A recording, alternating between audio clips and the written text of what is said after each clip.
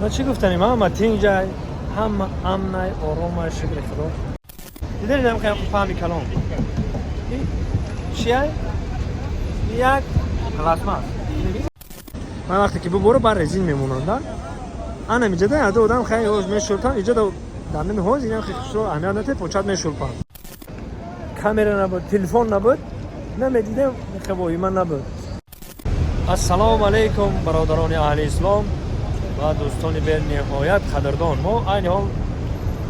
تاکی ساعت میگیم گازلیتسا میگیم پیش خانه خدا من اینجای واقعا خواستم خاطر شما صحبت کنم ما همینجا دا بودیم یکم گپ خبر نبود خود من یک تا شما دا میفهمونم فقط شما تماشا کنید بله شما که چی گپ شده در کجا بود همو کارو در کجا گذاشته گیه همه جا که میفهمونم باید چی دیگر بفهمونم تو نه دیدن نمی خیلی فهمی کلام چیه؟ یک پلاسما خاص نه خاص پلاسما بوشکا ایده واز بین ترکه پلاسما سای خطرک پلاسما سای همه که با یک چیز دیگر با میفهمونم تو نه برای چی این پلاسما سوی خیلی شده کو چه خیلی شمال بود ما اینم بالاتر دارم بسیار 1 کیلومتر هم بالا داریم خونه ما اینجا 1 کیلومتر هم بالاتر که حرم دای و بعد ما درک میافتیم اوقات خورده سردیم این بعد ای شام شده گای برادران بعد ای شام خوندیم اومدیم وقتی خوراک شام خوردن دا همین حادثه روی داده مقصد که این خیلی طبیعت ہے السلام علیکم خواه است که چنجه کارو کنم این همه خلاص هایی که این ما نزد حرم داریم این همه خلاص هایی که من جای همون شمال شدگی و مقصد که برای چی خیلی شمال سخت میشه در اینجا این مینوی در همین جای هم تنگی اینجا رنگی تونل های خودش اینه بسته نشده بیچاره اینه برادرای عزیز یک کادر که من تماشا کردم انا می جای این جایی که ماشینا رفته است وقتی که جوش میشه که اینجا ماشینایی که از گذشته هستن یا راکه سر دو بیان روزی محکم میکنن ماشینا رو اینجا ماشینا رو محکم میکنن خود آدما میروان میآیان انا می جدا همین شمال وقتی که اینجا رنگی تونل میشه دو طرف دوم بلند است این اینجا دو طرف دوم که بلند است اینجا شمال در حقیقت هم خیلی میشه ما زمستان دو سال بودم اونجا شمال داشتیم اینجا مقصد دیگه که سحر بام داد ما می اومدیم 2 سال پیش همینجا خنک میخوردیم همینجا شمال داره خودش اینجا برای که دو طرفا دومای همینجا خود شمال داره این حوزه کم ترگین شمال میگردن اینجا اینا این همیشه این همین رنگ تونل میشه این همین داره همین حادثه رو داده همین ماشینا رو محکم میکنن اون وقتا واسه برای اینا چیه که ماشینا رو سر داده بسیار وقت اینجا ماشینا نیستن انا این همیو رو گرفته آورده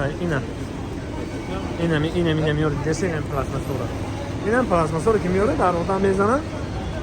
یک پلاسما سای این مقصد خب با چی حالا اونجا رو نشان میتونم برای چی او آدم غیر دیده است اونجا وقتی که بارون میزنه من چند بار بودگی وقتی بارون زدن دا وقتی که اینجا دمی نگاه میکنه که بارون میباره ما او شب ای خفتم برو اومدیم بارون بریده است بود 3-4 شب پیشش همین شبی که یکم اومدیم یکم شبش نه دوم شبش بارون بارید همین بارون که بارید در اوجه در رزین میپرتن آدم برای بالای رزین میرون برای چی برای اون که برای چی رزین میپرتن برای اون که آدم شورپانک نه لغژانک میگن شورپانک میگن نه لوشپی میگن کو هم خیلی میشه چرتونک میشه همو کافلو برام که در رزین میپرتن کار کنه همینجا رزین میپرتن دیگه آدم با حضور رفتن میگن بالای رزین حالا اینجا انا اونم جایی که دیدن اینجا رنگی تونل اینجا خودش دومو که بالنده اینجا هم خیلی گفتم که شمال میشه اما اینجا رو دیدم شمالش و بعد ما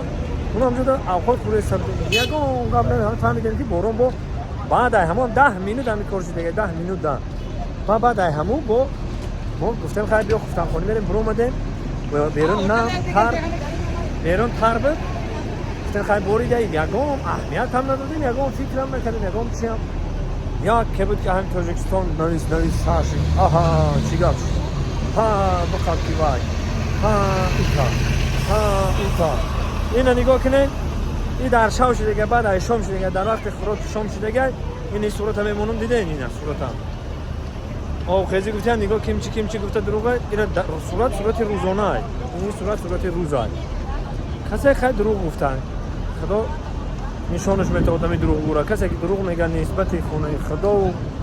همین عموما در همین حیات دروغ که گفتی خداوند نشان میده انا بردان شمال در این همینجا شینسته وقتی که نگاه کنم از شما نشون میدم وقتی که نمیره حدیث است انا می راه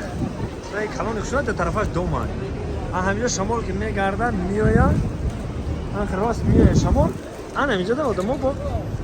غلطی دستن شلپیدست یعنی اینجا که چرتونه کشیدن این کافلی سفید اینا از یگام جوشته چی موندگی نیستن که من شما نشون میدم رزین من وقتی که ببرو بر رزین میمونن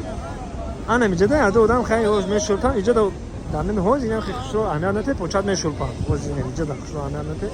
پوچات میشلپن نگرتی خب انا اینجا در آدم میگرته این مود درک میفتیم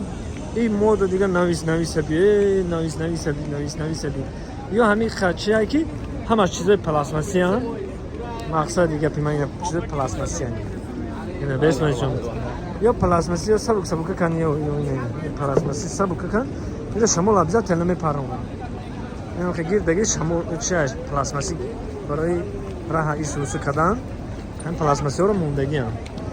هم متین جای یگون گپ خبر نیست خدا را شکر دیگه همی کامنتر ادامه داد نویستن چی گپ شده اون کس درک نیفته در اینجا با اون خیلی چند ویدیو شدیده مقصد کی باید کرده گم کنم مقصد که هر جا ایستاده سیونکه کردیم با این کورو بسیار میشید در اینجا بگه که این کورو بسیار میشوند ما چی گفتنیم همه تین جای همه امنای آروم شکر خدا همه با درجه اولیش هر گپی میفهمین خیلی در اینترنت میبینین من اون همجا شدیدم و باوریم برایم خیلی برنامه را کردم و همین کار شید شمال شید همجا ما هم درک میفتیم با فهمیدیم شمال شید هم نکیم او را به شمال بارانی سخت در مکه نویستیانو نکیم میبینی روز های اوجا این از ما صورت شمیم منو میبینیم نگاه کن روز های این که دیگه چه باور میگه این کار در شام شده این صورت روز خیلی خدا بزرگه مقصد چقدر که گفتم در اینجا خیلی کارو بسیار میشه در همه در دنیا میشه خیلی کارو شمال لیکن بعد خیلی اینجا سال پیش که کامera نبود تلفن نبود نمیدیدم خبایی من نبود هیچ بازار هم نیست بگم چیزی نیست انا با این تشید خونه خدای خیلی شد میگم قبل نیست همه تین جای مردمی توجیه من کسی کامنتار در نویس مرا پرسید من میگم یگام قبل نیست اما تین آرام اما کفای عبادت ای کفای کارو بار کفای تماشا ای کفای وقتی نماز نداری نماز میخونی وقتی عبادت چی داری عبادت هم میگی اما چه وقت ساعت خطه برادرم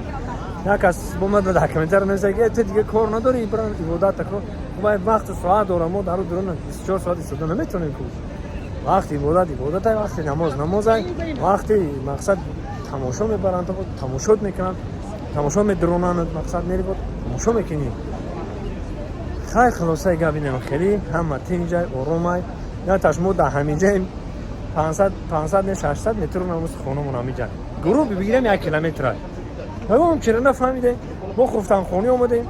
یا که بود که آنها بگی باردار کی خیلی شد آنها بگی باردار کی خیلی شد این همینجا سیمکه کردن اینا از من صورتشون میمونم این همینجا سیمکه کردن و اینجا نیشه بایوخی اینجا هم خدمت خیلی که با این قاک شما باشه تلات کردن میگیره خیلی خدا نگهبان هممون باشه خدا ای آفت‌های طبیعی نگهبانمون باشه خداوند بزرگ همه سر بلند و خانواد باشه خدا نگهبان همه